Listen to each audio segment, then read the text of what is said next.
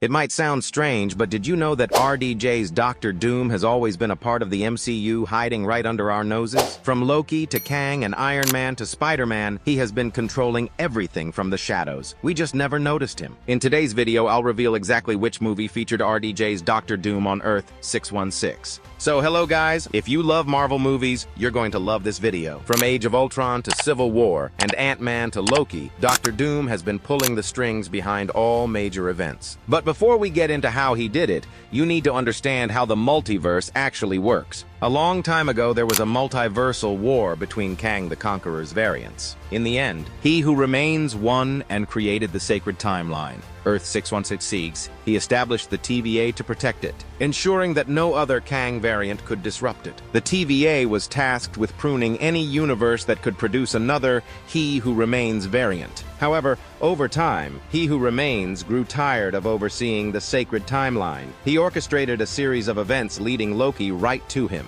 offering him the throne because he knew Loki desired power. But what He Who Remains didn't anticipate was that Loki wanted free will for the multiverse. Instead of maintaining the sacred timeline, Loki created a multiversal tree with infinitely growing branches, symbolizing unrestricted freedom. It's important to remember that the events of Loki Season 1 and 2 occurred during Endgame. Since Loki stole the Tesseract and escaped, everything that followed, including the creation of the multiversal tree, happened as a result. Because the TVA and Loki exist outside the normal flow of time, they can jump between different points in history. But from the perspective of beings inside the multiverse, it seems like the multiverse has always existed. Since most beings don't exist outside of time like Loki and the TVA, they experience reality differently. By Loki, Season 2, Loki had become more powerful than He Who Remains, thanks to his time-skipping abilities. To simplify things, He Who Remains created the sacred timeline to prevent other Kang variants from becoming a threat.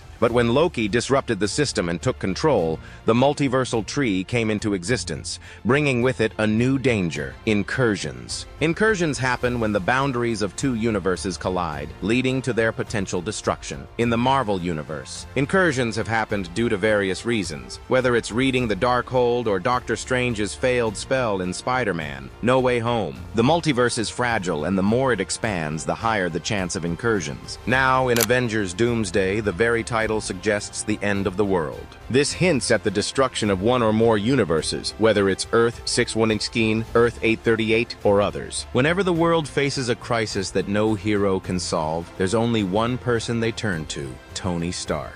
In a universe where Tony is still alive, heroes would have sought his help. But how does he become Doom? In the comics, Victor Von Doom's mother sold her soul to Mephisto. In an attempt to save her, Doom built a device to enter Hell, but the plan backfired, leaving his face scarred. Taking inspiration from this, Avengers Doomsday could feature a Tony Stark variant who undergoes a similar tragedy. Perhaps in another universe, Pepper Potts dies or suffers from an incurable disease. Tony, desperate to save her, builds a device to travel the multiverse. But instead, the experiment goes wrong, scarring him and leading him down the path to becoming Doctor Doom. We know that Tony is always thinking ahead. Just as he created Ultron to protect Earth, only for it to go rogue, this alternate Tony might try to create a universe free from incursions. And the only way to achieve that is by eliminating every other universe, leaving just one world where he reigns supreme. This raises the question, would Tony really do this? Would he want to rule the world? First, his primary motivation would be to save his universe from destruction. Second, Tony's ego has always been massive. In Deadpool and Wolverine, we see anchor beings, characters who are pivotal to the multiverse. What if, in many universes, the anchor being is none other than Tony Stark himself? This would reinforce his belief that only he can save the multiverse. If you think I'm making this up, I'm not. The MCU has already hinted at this. In Doctor Strange in the Multiverse of Madness, we learn that dreams are glimpses into the lives of our multiversal variants. Tony has had visions of the future multiple times.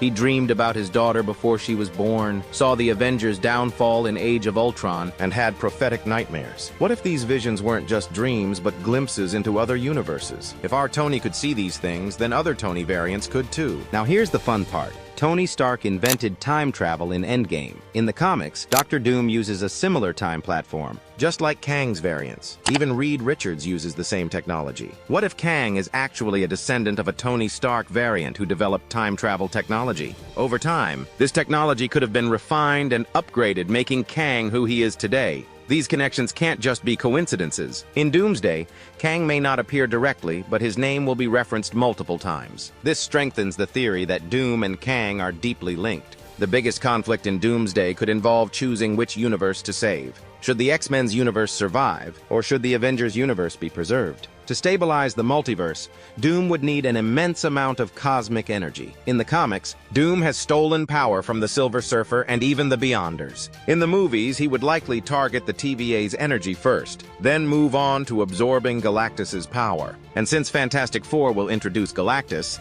it makes sense that he won't die just yet. Earth 616 is the MCU's most important universe, and I believe RDJ's Doom has already made an appearance, possibly in Spider-Man No Way Home. The spell cast by Doctor Strange only brought people to Earth 616 who knew Peter Parker. Tony also knew Peter, meaning he could have been affected too. Doom will also need Wanda's reality-altering powers to create his battle world. But how can he control Wanda? The Darkhold exists in every universe. In Multiverse of Madness, Wanda was influenced by strange visions and voices. What if those weren't random but were deliberately planted by an alternate Tony Doom variant? If he had studied the Darkhold in his universe, he could use it to manipulate Wanda from afar, pushing her toward becoming evil. In the comics, the Illuminati discovered their universe was colliding with another, leading to a moral crisis. Should they destroy another world to save their own? A similar dilemma could be the core of Doomsday, leading to a massive battle between Earth 1005's X-Men from Deadpool and Wolverine and Earth 616's Avengers. This could be the biggest battle yet, bigger than Endgame. But this war would only be a distraction, just like Civil War. While heroes fight among themselves, Doom will be working behind the scenes, stealing energy and preparing to destroy the multiverse before creating Battleworld with Wanda's help. So, throughout Marvel's history, major events have been orchestrated by Doom. He has studied the TVA and understands past and future events better than anyone, while he who remains thought he was in control. Perhaps he was just another pawn in Doom's game. Loki is in for a rough time, and the future of the MCU is about to get insane. So guys, what do you think about this theory? Let me know in the comments. If you enjoyed this video, like and subscribe. And don't forget to turn on notifications for the latest MCU updates. Take care, guys, and as always, I'll see you in the next one.